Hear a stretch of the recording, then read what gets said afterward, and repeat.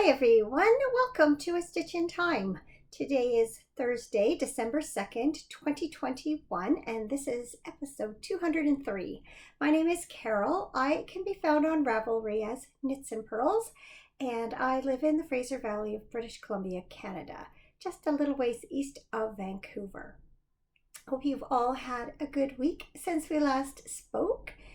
Weather has continued to be the main topic around here, but I will get into that a little later. It is now December, as I'm sure you're all aware, and that means it's time for some holiday preparations, holiday knitting, and all of that good stuff. I know last week I mentioned that I was considering some sort of make-along in the days leading up to Christmas. Specifically, I referenced Christmas gifts, but I've decided to expand that to include all the crafts that you're doing in December. If you're looking for a place to hang out, show off your projects, come on by the Ravelry Group. It's search for A Stitch in Time podcast under the groups tab. And just come join in the chit chat. Show us what you're making this month. You can even show us things like, oh, look, I put my tree up, or look, I put my lights up. I'm doing this baking. I don't care. It's mostly about the conversation, not so much about what we're actually making. So feel free to take part in that if you like. I know the group's been really quiet for a while. I put all that on me. I haven't run any craft-alongs, make-alongs for a long time, but maybe it's time to jump back in. And I do have an idea of coming or for the coming year, but I'll talk about that probably next episode. Been still mulling things over in my brain. Another bit of administration, if you will. It's as I mentioned, now December, and I am doing Vlogmas once again this year. It began yesterday. I was feeling very unprepared for it. I hadn't organized anything. Usually by the time it starts, I've got new title screens done up and music picked out and just feel just a little more organized. This year is a bit more scrambly, but I did get an episode out and I've already recorded today's Vlogmas, which I'm just gonna go live right after I record this. And then it is now 3 o'clock on Thursday afternoon. So I'm hoping to have this episode edited and uploaded by this evening. If not, you'll see it early tomorrow morning, but you'll see it when you see it anyway.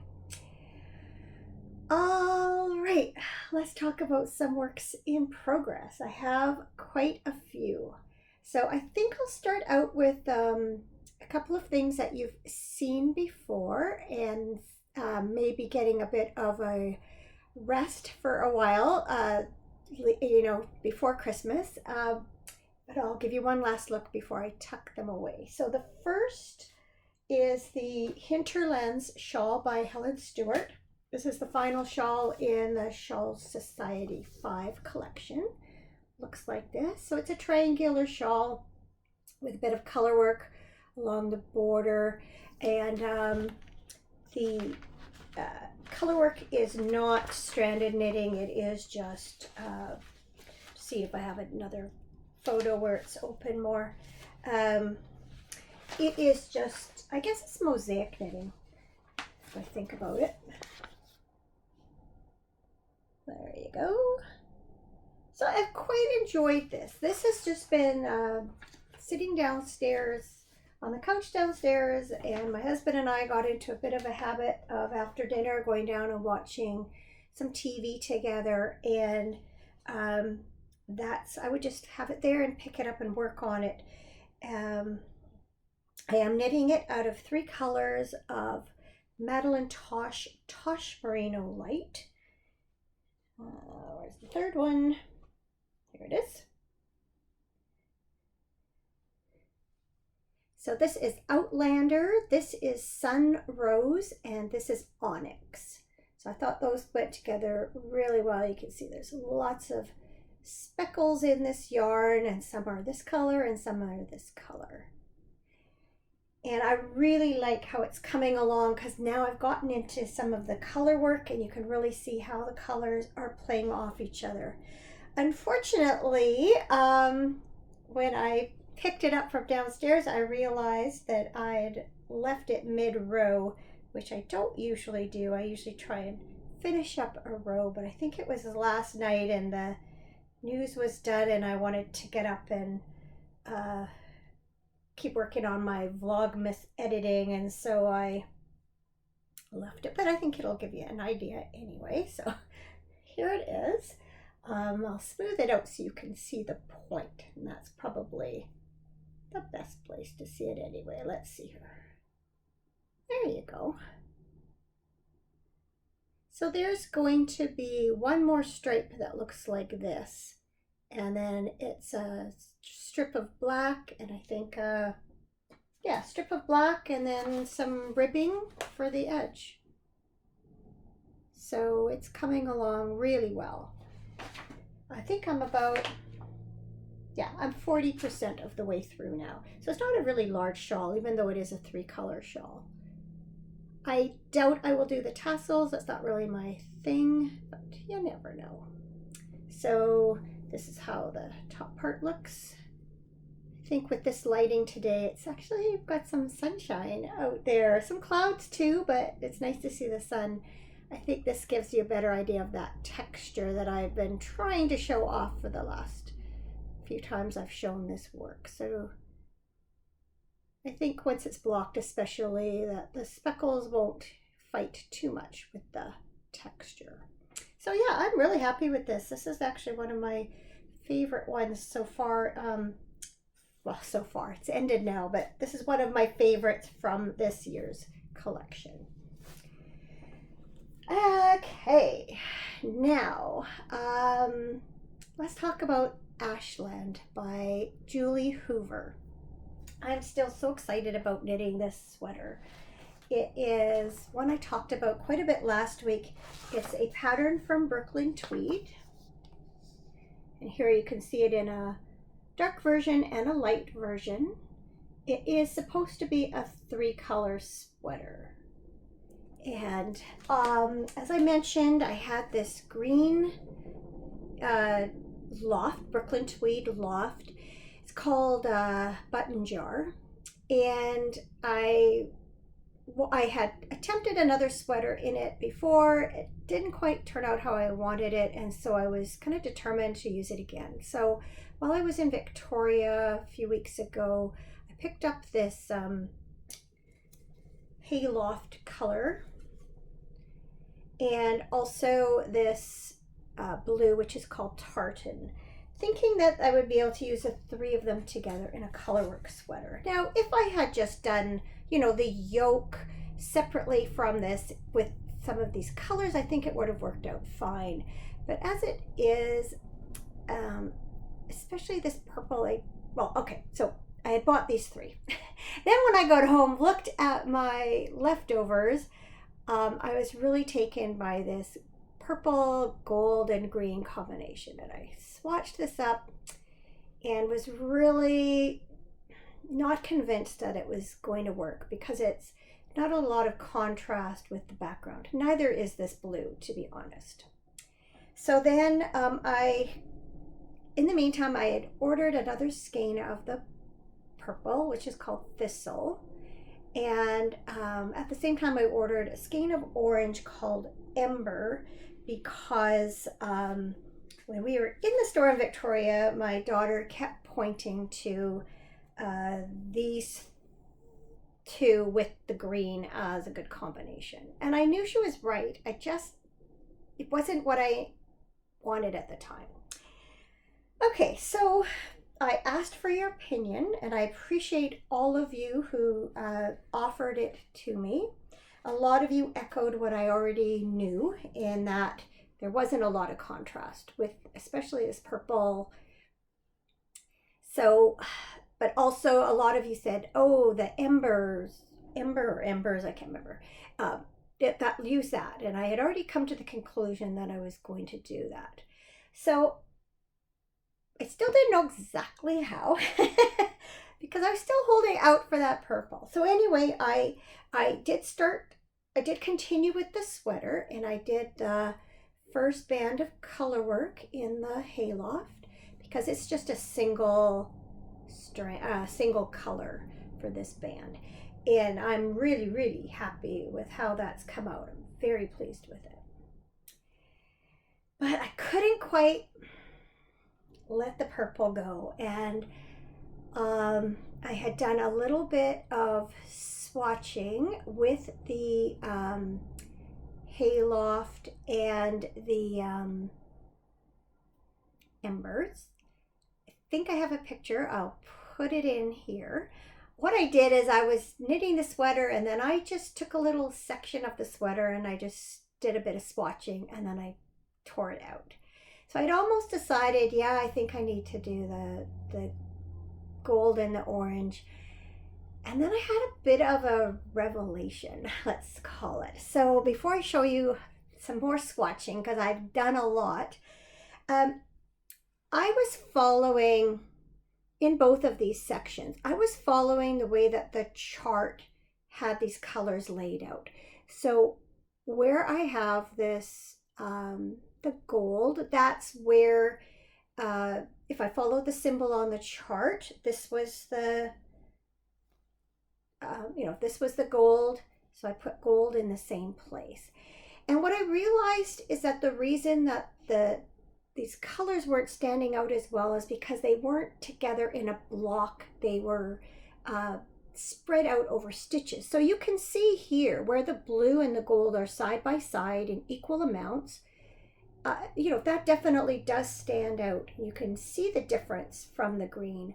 But where these blue stitches bleed into the green, you really lose them. And that's what was happening here, is that in this band, all of these purple stitches are kind of standalone stitches. There's no area where they are in a concentrated spot. So I thought, let's swatch and see what happens if I reverse some of that, so that if the gold is always the part that's blending into the rest of the sweater, and the contrast is more concentrated. And it was amazing what a difference that made. So I didn't quite plan to do this much swatching, but here's my okay, so here's my sweater. You ready?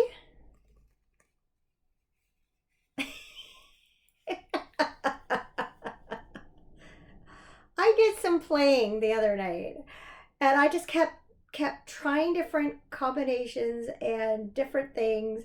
I didn't want to break any of the yarns because I am going to rip this out and then knit with them. But I ended up doing some swatching, and I'll show you what kind of results I got. And I'm pretty happy about them. Okay, so here, first off, there's this is the same motif as the blue here, only that's with using gold as the sort of more dominant color. And look, all of a sudden you can see the purple. Even from back here, you can see the purple. This is the top motif. I didn't swatch it for this swatch, but look how well that stands out. But look how it stands out even more against the, you guessed it, the purple. And then I knew that I couldn't use, the purple for this. I'd already swatched it, and I knew whether I used it where I was, quote, supposed to, or whether I substituted it for the gold. I knew it would be too spread out. But so I started playing, and here's it in the gold and the orange. I swapped. What did I do there? I think I swapped them out there. And then I thought, well, what if I did the gold and orange, but what if I just added a pop of purple in the middle where there's this stitch is where there's supposed to be green. And I thought, oh, I like that. Then I thought, well, what if I swapped out the green for the purple and incorporated, like, well, you can really see that too. And then I thought, okay, what if I put the gold on the background and put the purple on the foreground? And again, you can see the purple here, but it does bleed into the green here. I think this is a better choice. And then I thought, well, what does the purple and the orange look like together? And then I played around a little bit with doing just purple and gold, swapping those colors out. And then I guess I did that here too in a different way. So what I concluded after all that is I am going to do this for this band. Oops. I will do this for this band. And then in between these is this, this one. So what I've decided is to bring in the embers here and give it that little bit of purple through the center, just to tie it in so it doesn't look completely different than the other combinations. And so I'm just really happy because I get to use my purple and it won't be lost in the stitches. So my next step is to rip all this back and untangle everything and roll them back in their balls, and then I can start. Keep in mind too that all of these motifs here, I've done them with just a couple of rows of green in between them, but on the sweater itself there's quite a stretch between them. You can see that on the sweater here. So I'm really pleased. I'm glad that I didn't just kind of give up and that I persisted in finding, I guess maybe a bit of a compromise in some ways, or a bit of to me, a solution that lets me use the combination I really like, but doesn't, I know color work, most of the time you really do want it to pop. That's the whole point of doing all the work. It's not very good if it just kind of blends into the background. So I think I found a good solution, and I'm really excited to rip all that back and get back to it. Having said that, it is December. Did I mention that enough times? And I do have some gift knitting, not just for Christmas, not just knitting, gift making, crafting, not just for Christmas, but there are also some birthdays coming up that I need to or want to make some things for. In fact, I think most of the things I have right now are for birthdays, not Christmas.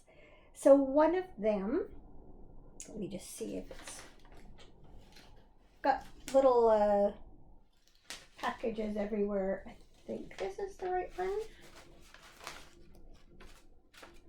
Yes. So one thing that you have not seen for a while, I don't remember when I started this, I am making a shawl for my daughter-in-law Stephanie, and it's called Mermaid's Song.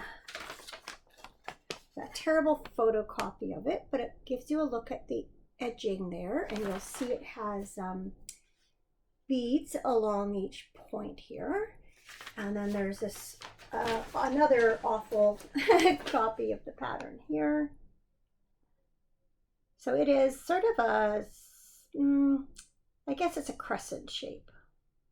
So you do the border first, and then you pick up along the edge and then do the center part. So I am using, for those who don't know, my daughter-in-law is kind of mermaid crazy. She thinks she's a mermaid. But when I say that, she has an actual mermaid tail that she is able to swim in and has made I think she has a couple tails actually, and she's made some, you know, beautiful bathing suit tops to go with them. And so if I think mermaid, I think Stephanie. So when I was browsing patterns on excuse me, when I was browsing patterns on Ravelry for her wedding shawl, I came across this one and thought I want to make that at some time. So I found this yarn here. It's from Sweet Georgia Yarns. So it's the Superwash BFL and Silk Lace. See if it has a combination. Oh, it's right here. 85 superwashed blue face Leicester and 15% silk. And appropriately enough, the colorway is mermaid. So I am using this, excuse me, got a tickle in my throat all of a sudden. If it doesn't go away, I'll have to pause this for a second. Actually, I'm going to do that. I'll be right back. Okay, back. Probably a little more red in the face, but I think I had a few sips of tea, and I think I've got it under control now. So anyway, this is where I'm at with it.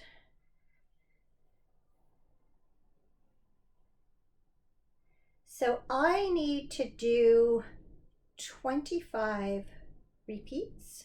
I think they're 18 rows long, and I forget exactly how many I've done. I don't think I'm halfway yet, but I'm getting there. And like most lace, until you block it, it doesn't look like very much, but there are a couple of cables in here to give it this kind of rolled look along the edge. And then you can see I'm using just off-white pearl beads, and I think those two, once the shawl is blocked and those points are, you know, blocked out, I think you'll see those beads a lot better. So it's not hard, it's just I don't know exactly why I put this away in the first place. There was probably something new and shiny, and I probably thought, oh, I've got loads of time to do that. Well, here we are now. It is December. Did I mention that? So I got to get cracking and give this some more love. Okay, now that I had that little coughing thing, and I think you just heard my notifications, so I'm going to turn down my volume here. There we go. I'm going to go blow my nose. I'll be right back with my next project.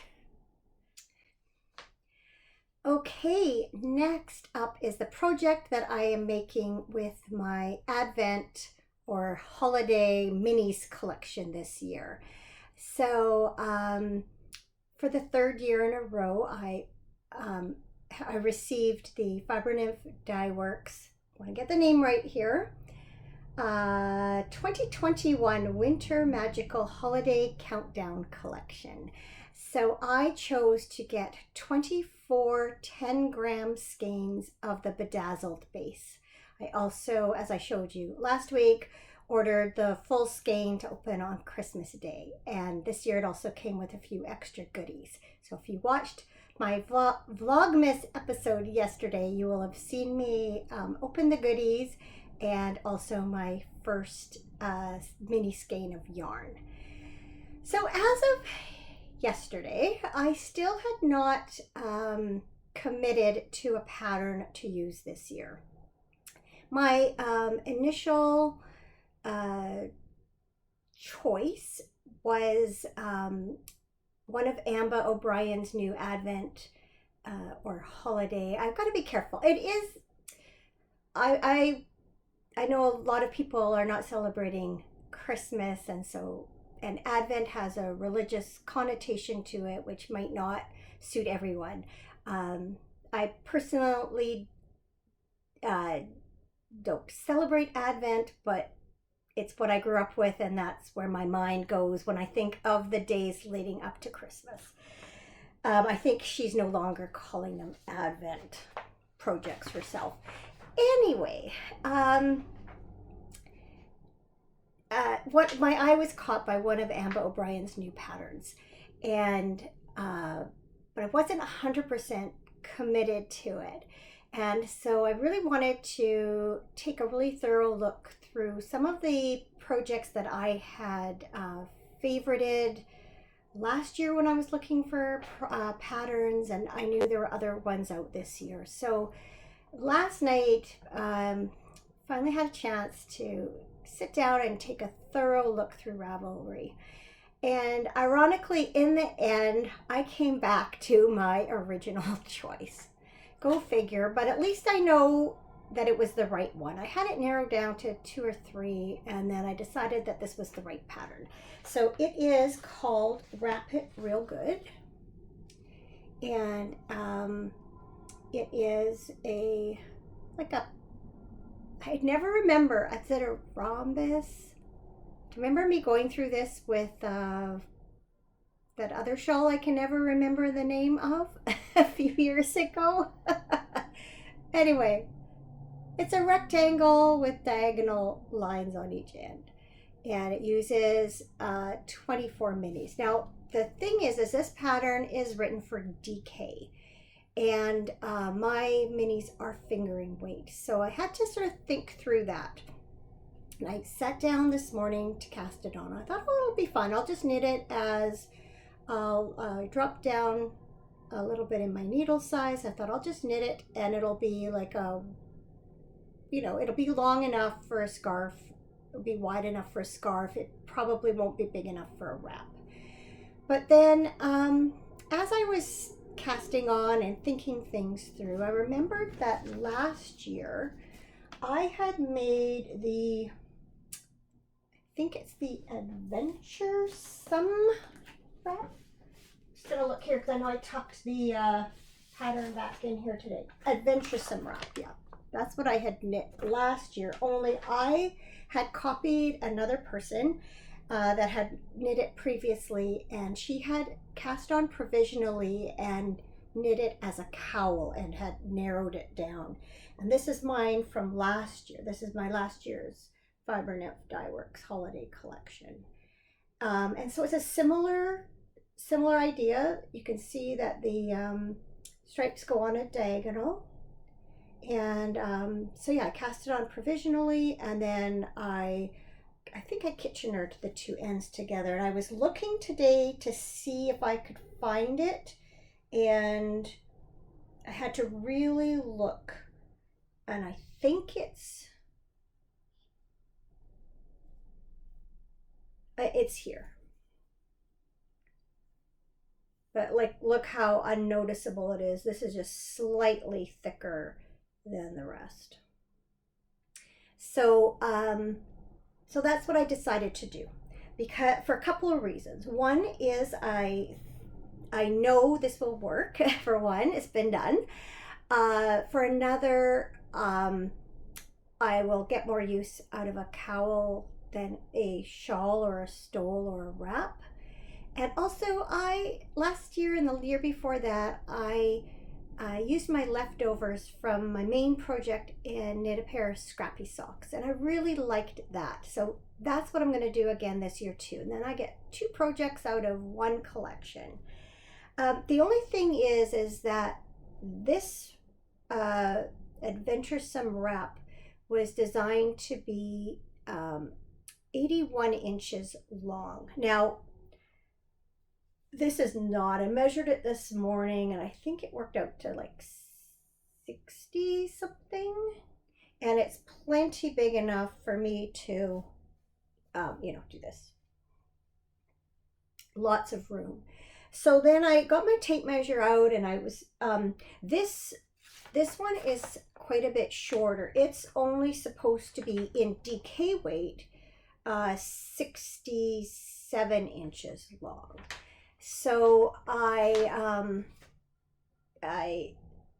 pinned off a chunk of this to duplicate what that many rows less would look like, because I calculated how many rows were in each of them. And it still gave me enough, even by taking out, I think it ended up being like 6 sections or something. You can see I still have lots to be able to get over my head and wrap. And so that's what I'm going to do. So it'd be about the same width. There's just a few stitches difference, and it'll end up being shorter than this one, but still plenty big enough to turn into a cowl. I also, this one I had knit on a 3.5 millimeter needle. I've decided to go up to a 4 with the other. Thinking I might be able to get away with a little bit looser, and that'll make it a little bit longer. If I don't like the fabric, I'll take it out and drop down to 3.75 or a 3.5. But I'll just wait and see how it looks. So after all that, would you like to see how much I have done? Keep in mind that I didn't even settle on a pattern until last night. So before I went to bed, I did wind up my yarn. Looks like this. I just love this. And this one is called, she named her colorways this year. This is Winter Charm. And this is all I have done. I cast on using Judy's Magic Cast On, and then I've got that on this spare cable, and then I've since knit 2 rows. So not off to a fantastic start, but I'm really happy to finally finalize the project I want to do. And now that it's going, I hope I'd like to be able to keep up and do a section each day. I know in the past I've tried to also knit a stripe on my socks too. I know last year I had my pair ready for Christmas Day. I finished them on Christmas Eve. I don't know if that's going to happen this year, and I'm not going to pressure myself for that. I am, though, moving along to my next project. I am knitting a pair of Christmas socks. I showed you the yarn last week. It's also Fibre and Dye Works yarn. And this is, I can't see my label here. This is the Cozy Mountain Christmas colorway. It is on the Mountain Tweed EFL base, and I'm just gonna do the stripes, and then I've got some natural that I'm gonna use for the heels. I think I'm probably gonna might do traditional heel flap and gusset. It'll change the width of the stripes a little bit around the gusset, but that's okay. I may change my mind and just do a short row heel. So we'll see. And I haven't got a lot done on these either. Yesterday was not a heavy knitting day. Getting Vlogmas ready and stuff took a big chunk out of my day. But now that I have things set up for it, it won't take me as long. And it is fun. I don't mean to say, woe is me, it's so much work, you know, blah, blah, blah. No, I'm doing it because I enjoy it. But I do have to be realistic about the fact that it does take, you know, a chunk of my day. So I have to plan for it. So anyway, I have the cuff finished on this one, and I've just got, I think, about a round and a half of this kind of cranberry, no, yeah, kind of a cranberry red. And then I've barely begun these, so finish that green stripe and do the rest. But I know when I'll go to edit this that I can sit and knit on these for a little bit while I watch things back and everything. So they'll grow. They will probably replace the Hinterlands shawl as my TV knitting, that or the Advent, the Wrap It Real Good shawl. Yeah, probably those will become my TV knitting, although I do like to sit down in the morning. Most days I like to start out, have my first cup of tea and knit some, and that kind of just eases me into my day, which is probably when I'll work on my Advent project. But we'll see. Depends on lots of things. I don't want to.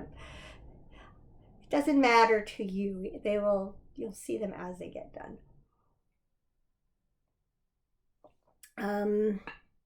Okay, I have some weaving to show you. So last week I showed a little clip of my Christmas scarf for my daughter Jessica. It was on the loom, and I was weaving it out of this colorway of Flock Fibre Studio. Whoops. It is the Sweater Weather Worsted in the Mud Puddle colorway. It's 100% superwash merino. That's changed the light quite a bit. There you go. So I finished it. Well, almost finished it. It's off the loom. It has been washed and blocked. Here's how it turned out. Love how these work together. I just did, I had two skeins, warped with one and wove with the other, so that if the one was slightly darker than the other, so it didn't matter. It wasn't starting with the same yarn. So I really love how it wove up. I have to say, I was surprised. Usually when I block it, I find that the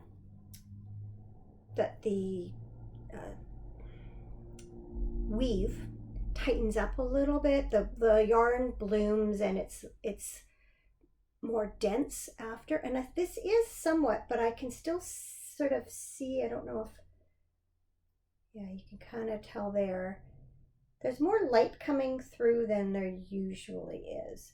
But it's drapey and it's soft and it's fine. But oh boy, when I took it off the loom, I had to catch those threads really quickly because they were coming unwoven. And I think it's because the superwash wool is very slippery. And so my initial thought was that I was just going to do a knotted fringe like this. But my concern with that always, particularly with a superwash wool, is that with wear, it's going to do this. This is what happened with washing it. Now, when I do put it in some water and wool wash to soak, I always agitate it a bit, just to try and if it's a non-superwash wool, that'll help felt it a little bit, and just to kind of, I don't know, give it some, let things kind of settle where they're going to settle. So part of it might be because of doing that. But now that I've seen that, I'm kind of wishing that I had hemmed stitched it and that I had planned to do a twisted fringe. Because once you twist it and knot it, then it doesn't matter if the little bit of knot, does that. The main thing is not going to unravel. Now, the reality is this might not do that anyway, and I might go ahead and just trim it and hope for the best. And I mean, I can always tell Jess too that if this is happening, we could do something. I guess I could always do a twisted fringe even though I have a knot up here. I guess there's no reason that wouldn't work. I just feel like the integrity will be more there. So maybe that's what I'll do, is just go ahead, have a knot here and a knot here on either end of the twisted fringe. I don't think that's a problem. So anyway, it's almost done, although the twisting does take a while. I've actually, my sister has my name for Christmas, and I've asked for a fringe twister for my present. So in the new year, I won't have to do it all myself. Although I have to say, once you start doing it, it's just kind of meditative and, it's not so bad. Anyway, I'm really happy with this. It feels really nice and soft. And like I said, it's quite drapey, even though it's not quite as tightly woven as I had anticipated after blocking. That's okay. And these colors were by Jess's request. She had actually tried, we were at Knit City, and she had tried to buy this colorway in sock yarn, but they didn't have it. So she was right there when I bought it. I said, so is this kind of the color you want for a scarf? Because I'll buy it right now. And so it's not a surprise. You know, the yarn's not a surprise, but obviously the finished product will be. I did do a little bit more quilting this week. I got as far as I can go on my Bargello tree skirt. Let me just grab my bag right here.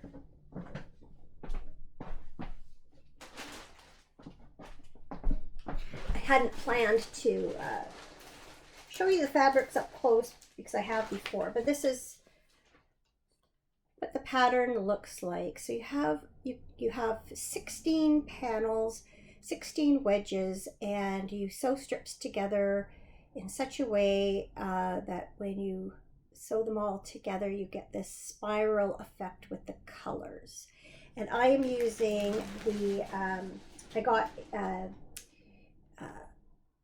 jelly roll and a charm pack of Moda's Morris Holiday Collection. It's just got some gorgeous, gorgeous fabrics. A lot of them are metallic. And so I didn't have, you can see, I don't have white per se. I've got predominantly it's blue, green, and red, this collection. And a lot of, there's some gold in there too. So I put it together so that you kind of get a spiral of blue, green, and red. And I'm really happy with how it turned out. I'm going to put a picture in here. I've just laid the pieces out on my bed. I just flipped my quilt upside down, so I had a plain backing, and then you can kind of get an idea of how it's going to look when it's sewn together. I am still waiting on the Quilt As You Go tree skirt kit that I ordered to go with this pattern, and it comes with batting that's already marked with where to sew the wedges, and it also comes with a template for you to cut the wedges out. So right now all I have are pieces of fabric sewn together to specified lengths, kind of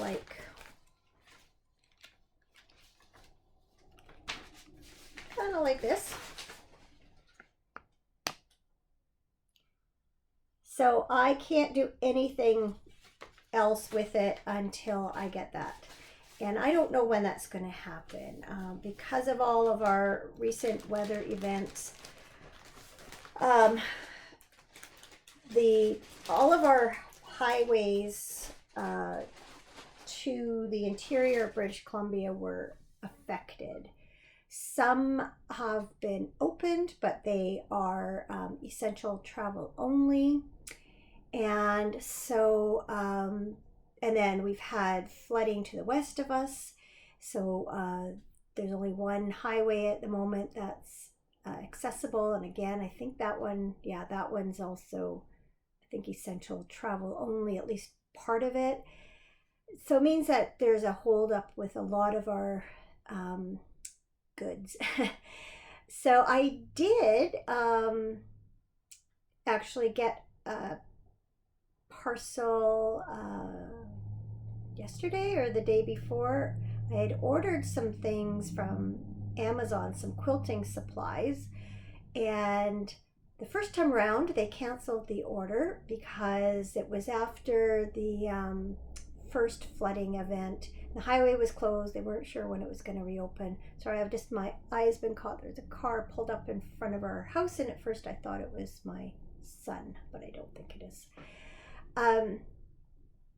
Yeah, I guess they didn't know when it was going to be delivered, so they canceled my order, returned all the things, and then I reordered them. So I did receive 2 out of the 4 items the last day or two, and I'm supposed to get the other 2 on Monday. So we shall see.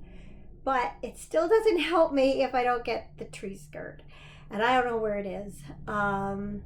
It came from the States.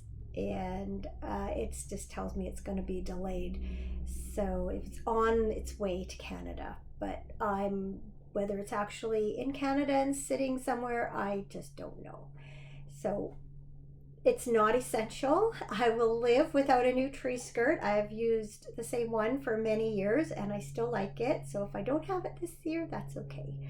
I'm kind of putting off I want to do a couple of table runners and probably some placemats. Kind of putting that's a loud plane there. I'm kind of putting off doing that because I want to be able to cut out my backing fabric before that. But I might just go ahead and guesstimate what I'm going to need for that and then proceed, because I may not even get it by Christmas. So that's the state of that. So as I mentioned at the beginning, weather has continued to be the main event around here. We have just come off 3 atmospheric rivers back to back to back, and they began, I think it was last weekend maybe, or I'm not even sure, I've lost track of time. It's probably just over a week ago that they started, and that's a lot of water on top of the main large atmospheric river that we experienced about 2.5 weeks ago, that caused all of the initial flooding and highway outages and things. So these 3 events were not as bad as the first one, but it did cause some flooding in some areas, caused some areas to reflood, added flooding to other areas that had already been flooded. We've also had some more small slides on some of the highways. So in our case, our backyard flooded again a couple of days ago. I guess it was yesterday actually. I woke up and it had come partway up the yard. When I'd gone to bed the night before, it was in our yard a little bit along the back tree line, but when I woke up in the morning, it had come further and had gone over the shed pad again. This time I'm estimating we probably got about 3 or 4 inches of water in there, rather than 12 inches. So there's a plus. And we were supposed to get a lot more rain yesterday and last night than we did. And so when I got up this morning, I could see that it was already retreating and has gone down a little bit more over the course of the day. It's supposed to not really rain other than maybe some showers until I think it's either Sunday night or Monday. And I'm not really sure how much we're supposed to get then. So hopefully that gives us enough time for some of the water to recede and soak back into the ground and evaporate and all those good things, get our shed cleaned out again. We had moved all our equipment into the garage to dry out, stay protected, so I don't have to worry about that.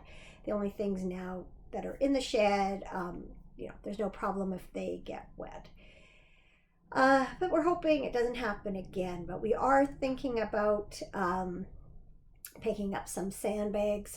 We can get them from the city, and just putting them around our shed in case we do get really heavy rainfall again this winter in these kind of amounts. And I know that I had been saying that it seemed like it was raining more this year than usual. And last night we were watching the news, and I live in Chilliwack, and further on in towards Vancouver is Abbotsford, and that's where the really severe flooding has been. And both of us didn't just have like the most rainfall in November ever, we had the most rainfall in a month ever. Both cities broke records. So our prior record was set in December of 1979 when we got 586.2 millimeters, which is about 23 inches of rain. And then the new record for this November is 615.6 millimeters, which is about 24 1/4 inches. So at least November is over with. I'm really hoping we don't see that extent of rainfall again for a while. People need to recover from it. We're still, a lot of people are still cleaning up. A lot of people are still out of their homes. It's just a really tough time for a lot of people. Now, even before the latest round of storms, my mom had already decided that she was not going to come for Christmas this year. Theoretically, she could fly down, would require a drive to her closest large center, which is about an hour and a half away, and then flying here. But she's, for a variety of reasons, has decided to stay home. Part of that too is just with COVID still being out there and a concern, she's pretty sheltered where she is. Well, that's not the right word, but she lives in a small community, and she knows the people that she's interacting with, and so she doesn't have a lot of excess exposure, potential exposure to COVID. So she's just decided that coming down here, especially with the new variant that's now has arrived in BC, and everyone's vaccinated, but still, she's just decided it's not a good idea to interact with that many people. And she's been extremely busy with one endeavor in particular. She's been under actually a fair bit of stress and activity. And she said, I'm really just looking forward to a quiet holiday and get some books read and just take it easy, because she's been go, go, go, go, go for a number of months now, and she's just ready for a bit of rest and relaxation. So it'll be a little strange, again, not having her here this year. This will be the second year in a row. But after she'd made her decision, then we learned that the highway to her place may not even be open by then anyway. So even if she, wasn't flying and relying on someone to drive, she really doesn't want someone traveling to go get her, even if the highway's open, just because everything's been so uncertain this year. So I totally understand her reasoning, but still will miss having her here. I guess we'll have to convince her to do another video chat on Christmas. She really doesn't like doing them, but the odd time we can get her to do that. So I guess that's what we're going to have to do again this year.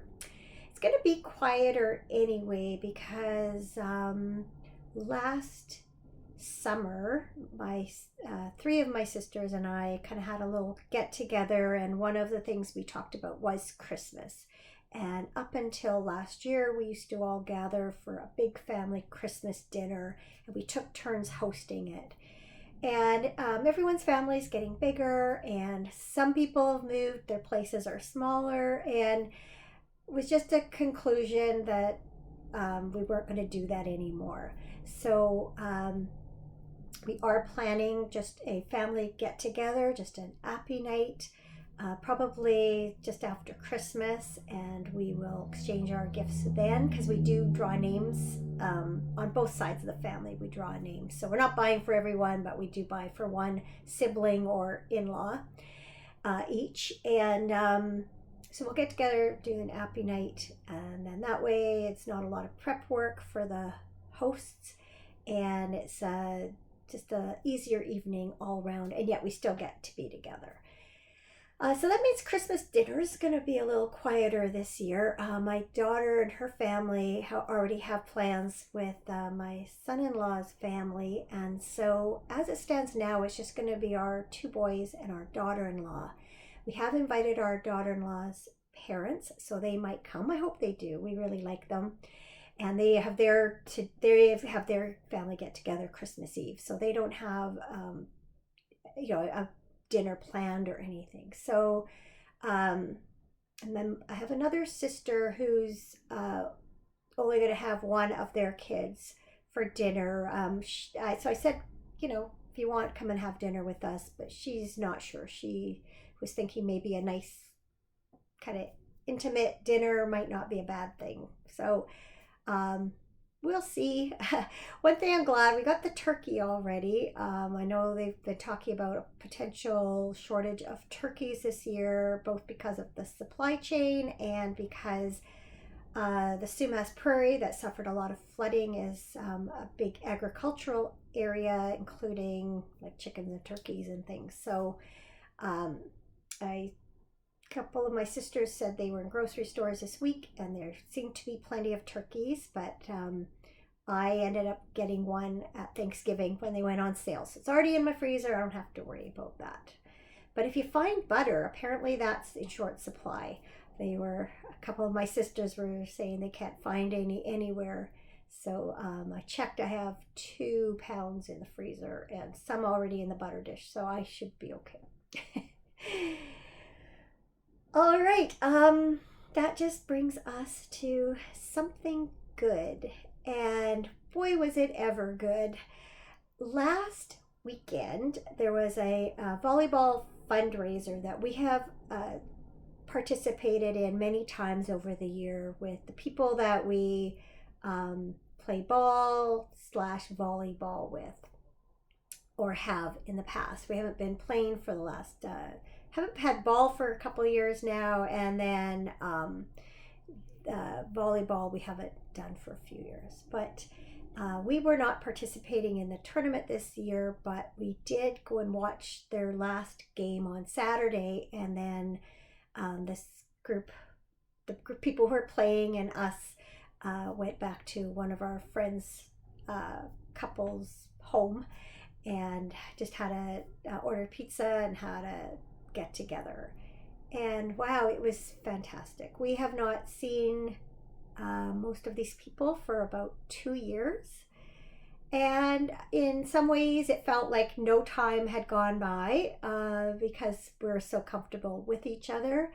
On the other hand, catching up was just like, there have been grandchildren born and people's children, married, like in our case, and different things like that. And so yeah, it was great. It just felt so good. We've been really careful throughout this, and we haven't been socializing with people outside our family as a rule. And we felt safe because in order to get into the tournament and even to get in to spectate, you had to be vaccinated. So we know that they're all vaccinated and just felt safe being together. So yeah, it was great. That was just so good. What a great way to spend a Saturday afternoon. Okay, so that brings us to the end of this episode. A couple of notes. So because I am doing Vlogmas this month, I am only planning to do one more episode between now and Christmas, regular episode that is. Probably will be about 2 weeks from now, probably mid-December. That could change depending on life. I'm hoping to do anyway one more before Christmas. Probably unlikely the week after Christmas, but you never know. And I just wanted to make one comment about Vlogmas. As you know, when I get comments on my episodes, I try very hard to get back to everyone with a response, and I'll continue to do that with regular episodes. Vlogmas mostly it's just you're gonna get a little heart, and you'll know I've read your comment. I mean, it doesn't mean I'll never comment back, especially if there's a question you ask or if there's something I want to respond to. But I don't uh, attempt to respond to comments on Vlogmas the way I do on my regular episodes, just because it just gets to be too much. So hope you understand that, but just give it a thumbs up if you don't mind, and maybe we'll attract some new viewers through Vlogmas that way. So I think that's it. So thank you so much for watching. I can't believe it. I did all this like in one take. That never happens. I usually do the intro at least 10 times. So I'm feeling really good about that. It shouldn't take too long to edit. Just have to edit out the coughing and nose blowing and things like that. So I think there's a good chance this will go up tonight. So yeah, have yourselves a good couple of weeks at least before I speak to you in this format. But if you're interested in what I'm making and what I'm doing in the days leading up to Christmas, by all means check out Vlogmas. I will be posting videos most, if not all, the days between now and Christmas Eve. So yeah, take care of yourselves and see you again very soon. Bye.